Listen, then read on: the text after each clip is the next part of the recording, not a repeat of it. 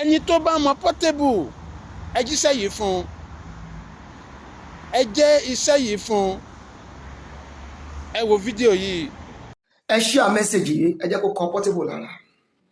Bẹ́ẹ̀ ni Olúwa ní kí Portable kó ṣọ́ra, pàápàá ó nílò láti gbé àwọn ìgbésẹ̀ kan nítorí ọdún 2025 yìí ọdún ẹ̀sìn ni fún.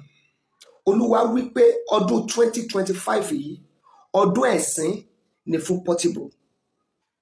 Ẹ listen, ṣe rí ní Nàìjíríà a máa ń fi ojú fo ohun tó bá ń jẹ́ ti ẹ̀mí kọjá.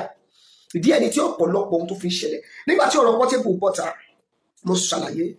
Olúwa ní Portable, pásítọ̀ tí Portable gbá létí ní 2024 àṣìṣe ńlá gbà ní fún Portable. Tóun náà bá rí pé láti gbà yẹn different kind of things tó ń ṣẹlẹ̀ sí kò wá òkè.